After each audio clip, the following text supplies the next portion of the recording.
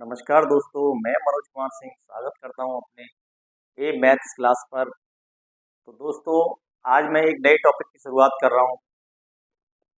संख्याएं, नंबर्स। छोटे छोटे क्वेश्चन इस पे भी बनते हैं। देखते हैं कहाँ कहाँ से क्वेश्चन उठाए जाते हैं। क्रम बाई क्रम पढ़ते हैं जरा इसको। सबसे पहले संख्याओं की बात करें तो संख्याएं क्या हैं? संख्याएं आसपास की वह साधन जिससे हम क्या है आसपास की चीजों को गिन सकते हैं, उसे क्या कहते हैं? हम संख्याएं कहते हैं। बात करें संख्याएं की टाइप की, प्रकार की, तो मैं एक ग्राफ से आपको सभी बता देता हूं। ज्यादातर संख्याएं एक ही ग्राफ में समझा दूंगा मैं। तो देखो जरा, मान लो यहां पे आपका जीरो है। क्या है? यहां पे जीरो लिख दिया मैंने, शून्य लिख दिया भाई।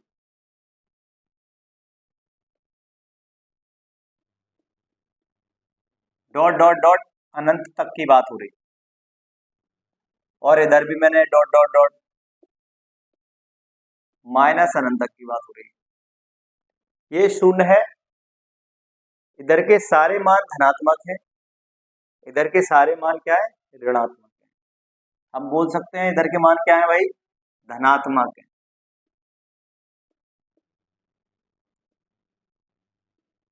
और इधर के मान क्या है? ऋणात्मक है।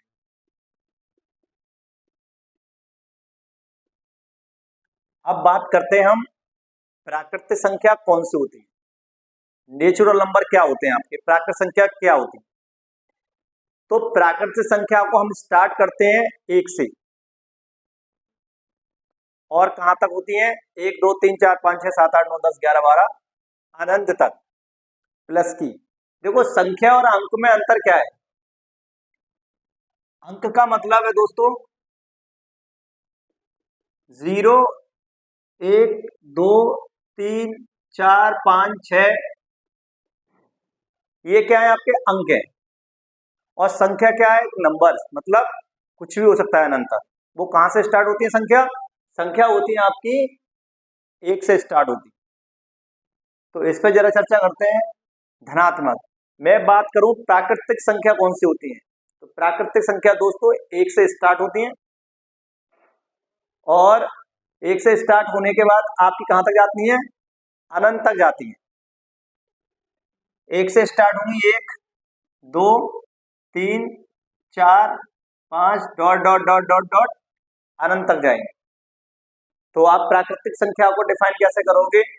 वह संख्या जो एक से स्टार्ट होती है और अनंत तक जाती है। देखो जरा, यहां से यहां तक क्या कहलाती है? हमारी प्राकृत संख्या कहलाती है। प्राकृत संख्या कहलाती है यहां से। अब मैं बात करूं पूर्ण संख्या क्या होती है? पूर्ण संख्या आप यहां लिख सकते हो। प्राकृतिक संख्या क्या हो गई आपकी? प्राकृतिक संख्या हो गई 1 2 3 डॉट डॉट डॉट डॉट अनंत। मैं बात करूं दोस्तों पूर्ण संख्या क्या होती है? पूर्ण संख्या होल नंबर क्या होते हैं? होल नंबर आपके होते हैं जिसमें हम जीरो शामिल कर लें, है प्राकृतिक संख्या। जिसमें हम क्या कर लें? शून्य को शामिल कर लें, तब क्या बन जाती है? आपकी पूर्ण संख्या बन जाती है। मैं कह सकता हूं कि अगर शून्य को भी शामिल कर लिया जाए तो ये क्या बन जाएगा भाई? पूर्ण संख्या बन जाएगी। क्या हो गई? अब ये पूर्ण संख्या हो गई। कहने का मतलब पूर्ण संख्या के लिए हमें क्या करना है?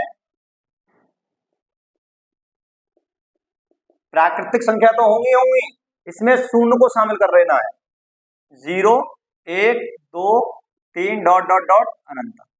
अब ये क्या संख्या हो गई? इसको क्या कहते हैं? पूर्ण संख्या कहते हैं, होल नंबर कहते हैं। प्राकृतिक संख्या आपकी एक से स्टार्ट होगी, 1 2 3 4 5 6 7 8। पूर्ण संख्या की जब कभी बात आएगी तो इसमें जीरो को भी शामिल कर लिया जाएगा। आगे देखो दोस्तों, मैं बात करूं पूर्णांक, इंटीजर की बात कर रहा हूं। पूर्णांक क्या होता है? तो देखो तो जरा, पूर्णांक की बात करें तो इधर की सारी वैल्यू धनात्मक पॉजिटिव होती है भाई, यहां से, और यहां से यहां तक माइनस की वैल्यू होती है।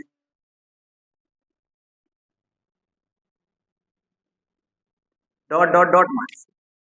कहने का मतलब जीरो से राइट हैंड की प्लस की वैल्यू, जीरो से लेफ्ट हैंड की माइनस की वैल्यू। मैं बात कर रहा हूं पूर्णांक क्या होता है, इंटीजर क्या होते हैं। तो देखो दोस्तों, माइनस से लेकर यहां तक इसको सबको क्या कहते हैं, पूर्णांक कहते हैं। क्या कहते हैं, पूर्णांक। ये टोटल वैल्यू क्या कहलाती है, पूर्णांक कहलाती है। क्या कहलाती है दोस्तों, पूर्णांक कहलाती है। टोटल वैल्यू इंटीजर कहलाती है। अब इसमें दो वैरायटी के इंटीजर होते हैं, दो प्रकार के पूर्णांक होते हैं। एक होता है धनात्मक पूर्णांक और एक होता है दोस्तों ऋणात्मक पूर्णांक। तो कभी आपसे पूछा कि धनात्मक पूर्णांक शब्द बोल दिया जाए तो इसका मतलब यह है कि धनात्मक पूर्णांक एक से लेकर अनंत तक की बात की गई है, ये क्या है आपके धनात्मक पूर्णांक है। कह दिया जाए कि भैया ऋणात्मक पूर्णांक की बात की जाए तो माइनस एक से लेकर माइनस अनंत तक ये आपके ऋणात्मक पूर्णांक है। जैसे मैं कह दूं आपको यहां से यहां तक क्या है आपके धनात्मक पूर्णांक है, धनात्मक पूर्णांक। और दोस्तों ये आपके क्या है, ऋणात्मक पूर्णांक है।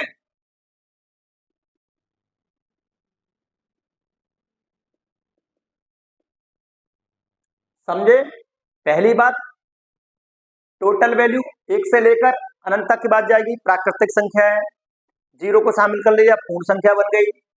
माइनस की हो चाहे प्लस की वैल्यू हो, पूर्ण संख्या होनी चाहिए। वो सभी क्या है, इंटीजर है, पूर्णांक है। माइनस के मान ऋणात्मक पूर्णांक, प्लस के मान धनात्मक पूर्णांक, ये आपको याद हो। मैं उम्मीद करता हूं कि आपको अच्छे से समझ में आ गए होंगे सारे नंबर्स। अब मैं आपको लेके जाता हूं सम और विषम की बात करता हूं जरा। नेक्स्ट टाइप की संख्या क्या क्या है देखो दोस्तों।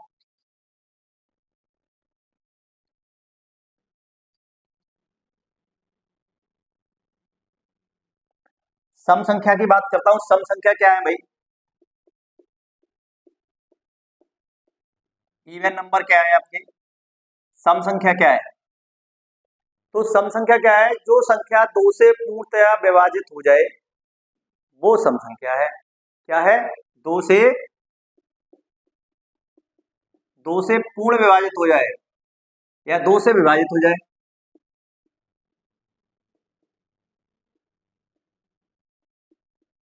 दो से विभाजित हो वो क्या कहलाएगी, सम संख्या कहलाएगी। जैसे 2 4 6 8 डॉट डॉट डॉट।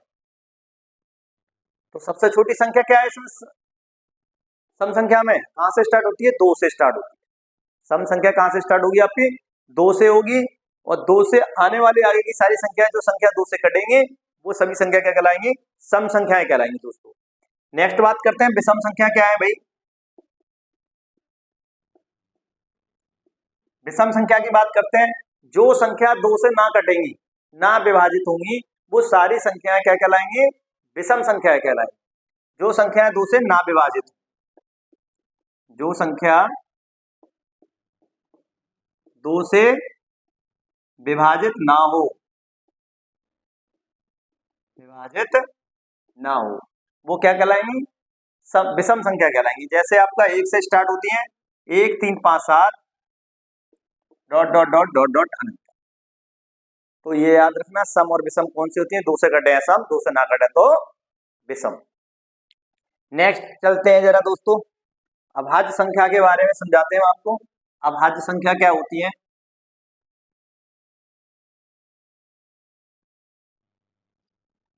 अभाज्य संख्या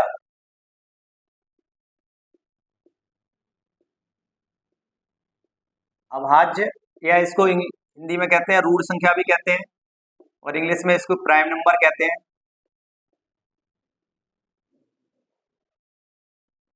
नंबर्स क्या होते हैं,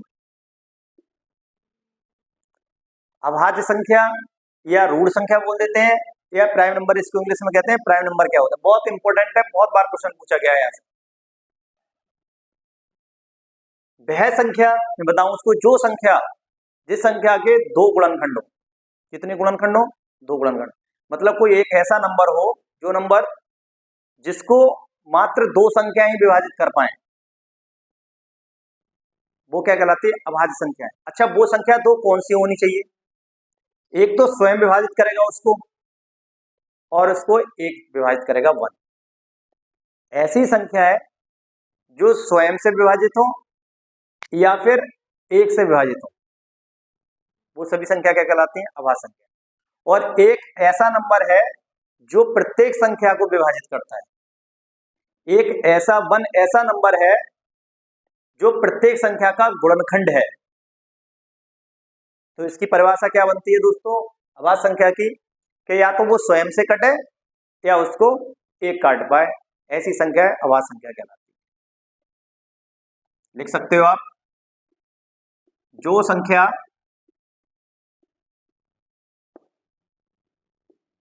स्वयं से और एक से विभाजित हो।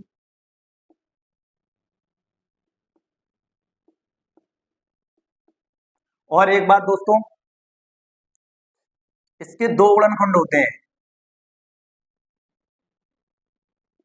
इसके दो गुणनखंड होते हैं।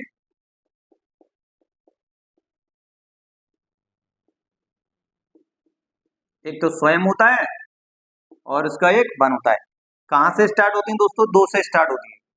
2, 3, 5, 7, 11, 13, 17, 19, 23, 29, इस तरीके से आपकी ये संख्याएं होंगी। तो याद रखना है, स्वयं से या एक से विभाजित होंगी वो सभी संख्या क्या कहलाएंगी? अभाज्य संख्या। तो सबसे छोटी अभाज्य संख्या कौन सी है?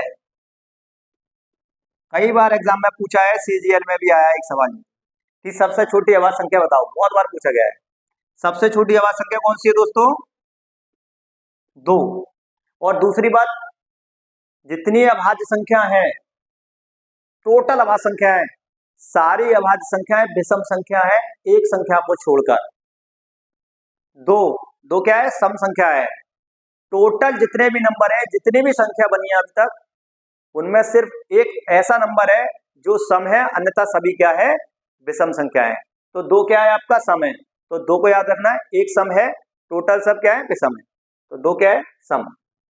छोटी संख्या क्या है? सबसे छोटी अभाज्य संख्या 2। बड़ी पूछ ले, पता नहीं, छोटी क्या है आपकी? 2। नेक्स्ट देखते हैं दोस्तों,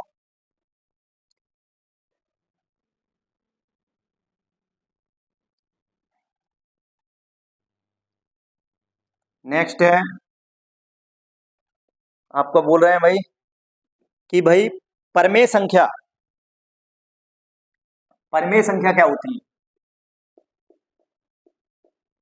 रेशनल नंबर क्या होते हैं?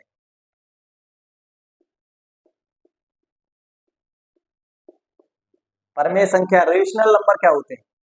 तो परमेय संख्या वह संख्या होती है जिस संख्या को हम p/q के रूप में लिख सकें, लिखी हो या ना हो लेकिन लिख सकें। जैसे मान लो हम लिख सकते हैं वह संख्या जिसको हम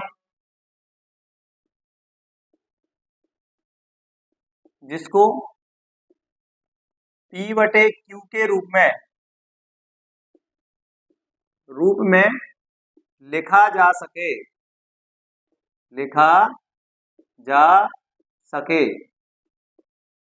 जहां q क्या होता है दोस्तों? नॉट इक्वल टू 0 होता है। मतलब यहां कभी 0 नहीं होगा, क्योंकि 0 हो जाएगा तो इसका मान हो जाएगा अनंत। तो अनंत कोई नंबर होता नहीं है। तो क्या करना है? q इक्वल टू नॉट, मतलब 0 के बराबर नहीं होगा। दूसरा, फॉर एग्जाम्पल के रूप में लिखूंगा, कौन कौन से हो सकते हैं इसके भाई? जैसे 1 हो सकता है, 2/3 हो सकता है, 0 है आपका, और कुछ भी लिख सकते हो, -5 लिख सकते हो, XYZ। ये सभी संख्या क्या कहलाएंगी दोस्तों?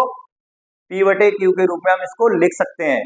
कैसे लिख सकते हैं? देखो, 1 को लिख सकते हो 1/1, 5 को भी लिख सकते हो 1। तो ये संख्या लिखी जा सकती है, किसी के बटे में 1 लिख सकते हो। अब मैं इंपॉर्टेंट कुछ बिंदु बता दे रहा हूं कि एग्जामिनर पूछता है कि निम्नलिखित में से पहचानो कि कौन सी परमेय संख्या है या कौन सी अपरमेय संख्या है। बहुत बार आता है पेपर में। तो देखो कैसे करते हैं, जो जहां से विकल्प रखता है वो मैं समझा दे रहा हूं, कहां से विकल्प रखता है। 22/7 याद रखना दोस्तों, परमेय संख्या होती है।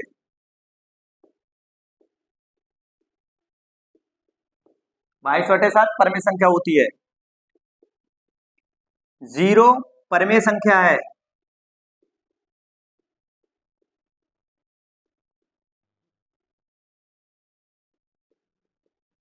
और ये जो बार वाले आवर्ती वाले भी नंबर परमेय संख्या में ही आते हैं। दशमलव आवर्ती वाले नंबर 0.25 है, 25 है, 25 है, डॉट डॉट डॉट, हम इसको लिखना चाहें तो ऐसे लिख सकते हैं 0.25 का बार। तो ऐसे नंबर बार वाले भी सवाल जितने भी नंबर हैं वो सब क्या है दोस्तों, परमेय संख्या है, क्योंकि हम इसको p/q के रूप में लिख सकते हैं। इसलिए पिछली वाली वीडियो में मैंने आवर्त दशमलव वाला पूरी वीडियो बनाई है, वहां प्रत्येक नंबर को p/q के रूप में मैंने लिख के बताया है कैसे लिखा जाता है।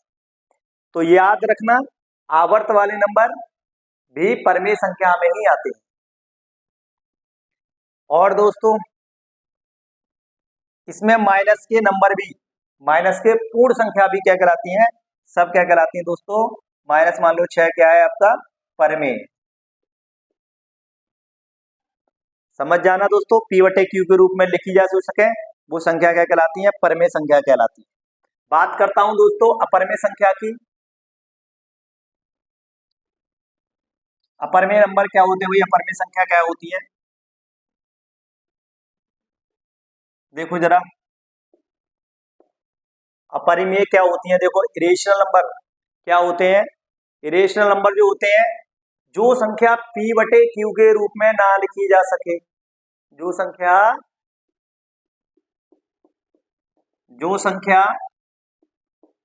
p/q के रूप में ना लिखी जा सके,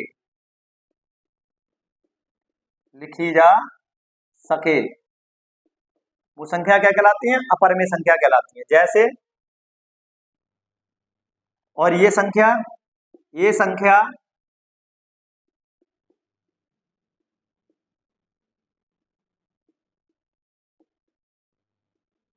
के रूप में होती है,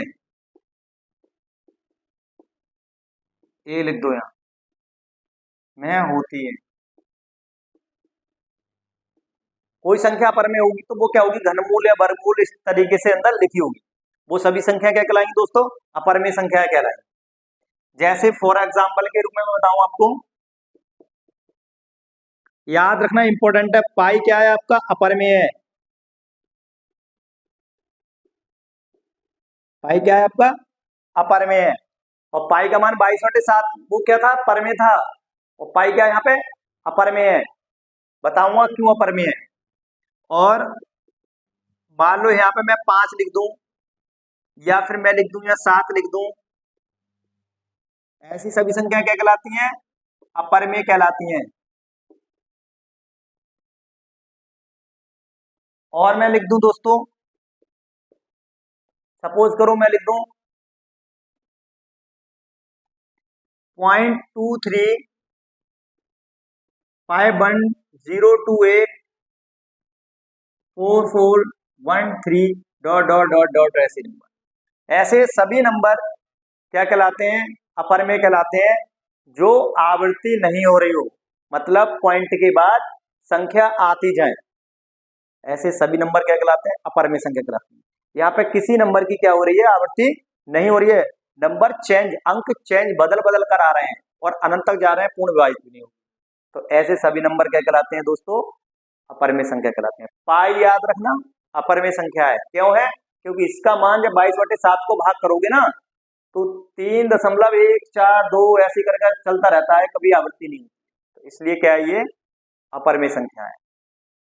नोट करके लिख लेना, पेपर में क्वेश्चन बार बार आ रहा है। अब मैं बात करता हूं सह अभाज्य संख्या। सह अभाज्य संख्या क्या होती है,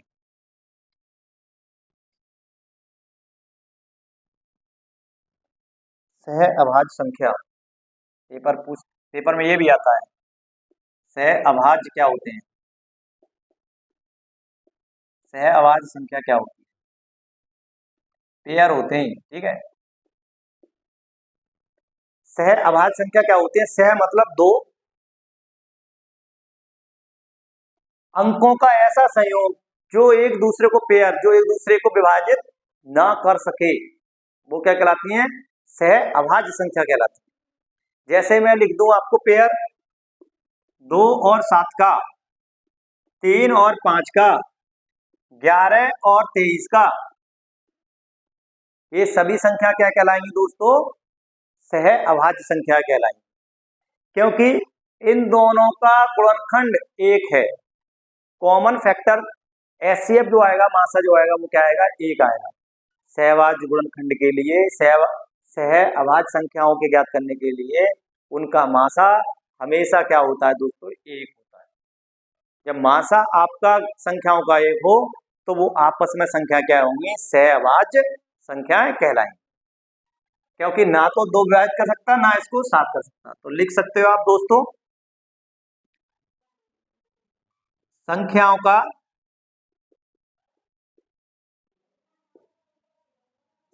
का मासा क्या हो? एक होना चाहिए। वो सभी नंबर क्या कहलाते हैं? सह अभाज्य का पेयर कहलाता है। तो मैं आज दोस्तों आपको कुछ सवाल कराता हूं, एग्जाम में पूछे जाते हैं। थोड़ा वीडियो को रोक दूं ताकि टाइम थोड़ा बच जाए। तो दोस्तों आपके सामने मैंने 2 क्वेश्चन लिख दिए और इन क्वेश्चन को आपको आंसर करना है। पहले पढ़ो ठीक से, उसके बाद आंसर करोगे। सोचो कौन सा कथन सही होगा। आपके लिए मैं पहले क्वेश्चन के लिए 10 सेकंड दे रहा हूं।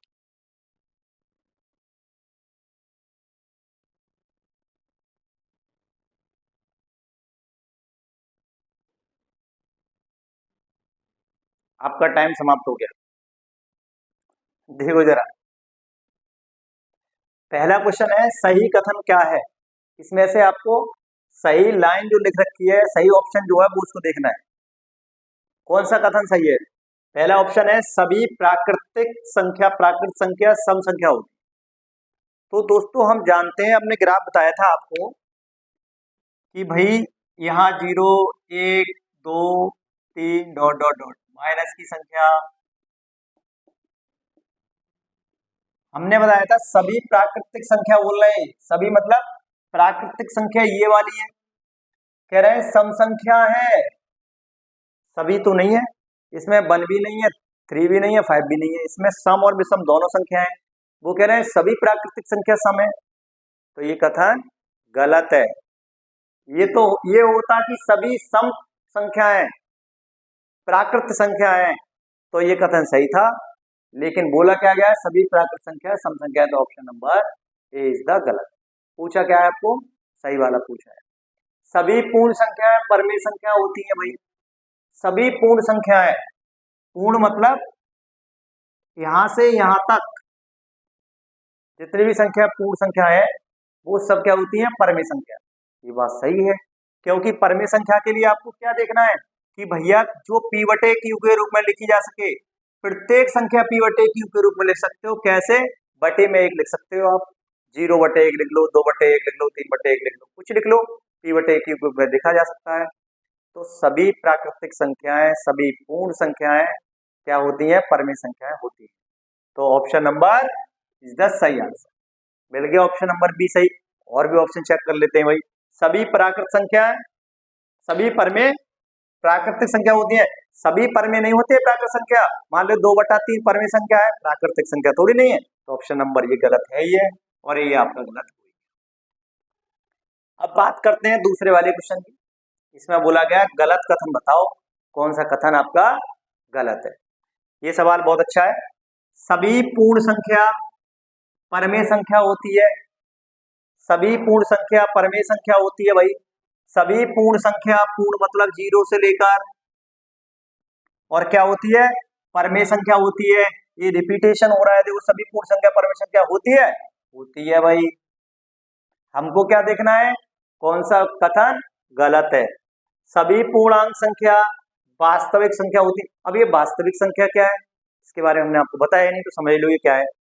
मान लो कोई भी नंबर हो, कोई भी XYZ 0, 1/2, 3/2 या 1, 3/2,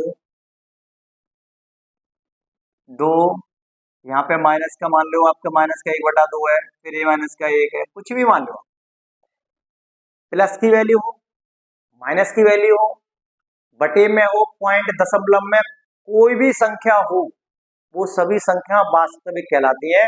वर्गमूल के अंदर हो, घनमूल के अंदर हो, किसी के अंदर हो, दशमलव की संख्या हो, माइनस की, प्लस की, बटे की, कोई संख्या हो, सब क्या कहलाती है? वास्तविक संख्या कहलाती है। अब अवास्तविक कौन सी कहलाती है? काल्पनिक संख्या। वास्तविक कौन सी कहलाती है? तो वो जो संख्या होती है -3, -4, माइनस कोई मान लो 8 या 68, कुछ लिख लो। कहने का मतलब रूट के अंदर में माइनस की जो वैल्यू होंगी वो संख्या क्या कहलाएंगी बेटा? अवास्तविक, मतलब काल्पनिक संख्या कहलाएंगी। और अन्यथा सारी संख्या क्या कहलाती हैं? वास्तविक कहलाती हैं। कह रहे हैं सभी पूर्णांक वास्तविक संख्या होती हैं। भैया पूर्णांक कुछ भी सही, माइनस प्लस कुछ भी संख्या सही, वास्तविक संख्या ही कहलाएंगी। ऑप्शन नंबर आपका बी भी सही है। रूट में 9 परमेय है? नहीं है परमेय, क्योंकि हमने बताया रूट के अंदर सारी वैल्यू है, क्या कहलाती हैं? अपरमेय कहलाती हैं। बट यहाँ पे 9 है और 9 का वर्गमूल क्या होता है दोस्तों? 3 होता है। तो 3 क्या बन गई? परमेय संख्या बन गई। तो याद रखना ऑप्शन नंबर आपका क्या है बेटा? ये भी क्या है आपका? गलत है। गलत कथन की पहचान करनी थी, इसलिए सी वाला ऑप्शन सही है, गलत कथन है। बोल गया हमको सभी प्राकृत संख्या पूर्ण संख्या होती है, ये सही। सभी प्राकृत संख्या पूर्ण संख्या होती है। तो दोस्तों आज की क्लास का समापन यही होता है। मुझे उम्मीद है कि आप लोगों को संख्याएं अच्छे से समझ में आई होंगी। यदि आपको लगा कि हमारी समझ में अच्छे से आया, मैंने मेहनत से पढ़ाया, एक एक चीज क्लियर हुई, तो चैनल को सब्सक्राइब करो और ज्यादा से ज्यादा दोस्तों को लिए शेयर करो वीडियो को। बेल आइकन जरूर दबाना ताकि नेक्स्ट वीडियो आपके पास पहुंच जाए। थैंक यू, धन्यवाद।